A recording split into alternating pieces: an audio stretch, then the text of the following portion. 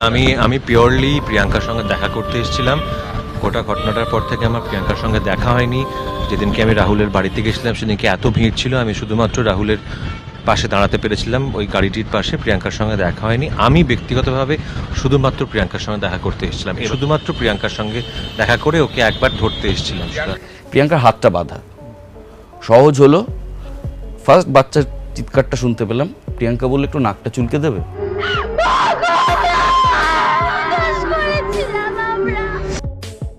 অভিনেতা রাহুল বন্দ্যোপাধ্যায়ের মৃত্যুর 5 দিন হয়ে গেলেও প্রিয়াঙ্কা মুখে দানা পানি তুলছে না। এভাবে আর কয়েকদিন কাটলে প্রিয়াঙ্কাকে বাঁচানো যাবে না। প্রিয়াঙ্কাকে দেখতে এসে এমনটাই জানিয়েছেন অভিনেতা পরমব্রত চ্যাটার্জি। চিকিৎসকরা জানিয়েছেন দীর্ঘক্ষণ না খেয়ে থাকা এবং প্রচণ্ড মানসিক চাপের ফলে প্রিয়াঙ্কার রক্তচাপ কমে গেছে এবং শরীরে ডিহাইড্রেশন দেখা দিয়েছে। বন্ধুরা পাশে থাকলেও প্রিয়াঙ্কা যেন এক গভীর শূন্যতায় তলিয়ে যাচ্ছেন। অভিনেতা রাহুল বন্দ্যোপাধ্যায়ের চলে যাওয়ার আজ 5 দিন। সময় বয়ে গেলেও শোকের পাথর যেন সরছে না প্রিয়াঙ্কা সরকারের মন থেকে। রাহুলের মৃত্যু কিছুতেই মেনে নিতে পারছেন না প্রিয়াঙ্কা সরকার।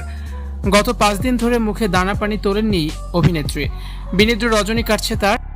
প্রিয়াঙ্কার এই মুমূর্ষ দশা দেখে আবেগ আপ্লুত তার ঘনিষ্ঠ বন্ধু ও সহকর্মীরা। সম্প্রতি প্রিয়াঙ্কাকে দেখতে গিয়েছিলেন অভিনেতা পরমব্রত চ্যাটার্জি। সেখান থেকে বেরিয়ে তিনি জানান প্রিয়াঙ্কার অবস্থা অত্যন্ত আশঙ্কাজনক।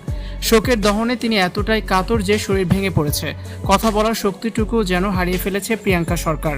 পরমব্রতর মতে এভাবে চলতে থাকলে প্রিয়াঙ্কার জীবন বাঁচানো সম্ভব না, প্রিয়াঙ্কাও মরে যাবে। প্রিয়াঙ্কাকে স্বাভাবিক জীবনে ফেরাতে এবং তার মানসিক স্বাস্থ্যের উন্নতির কথা ভেবে অভিনেতা প্রসেনজিৎ চট্টোপাধ্যায়ের বাড়িতে একটি বিশেষ বৈঠকের আয়োজন করা হয়।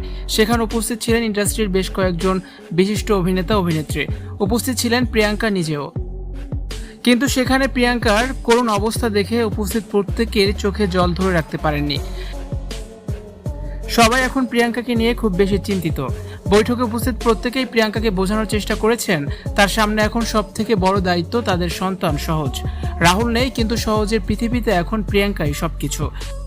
প্রিয়াঙ্কার এই করুণ অবস্থা দেখে সবাই একটাই প্রার্থনা করছেন, এখন যেন প্রিয়াঙ্কা সুস্থ হয়ে ওঠে তাড়াতাড়ি।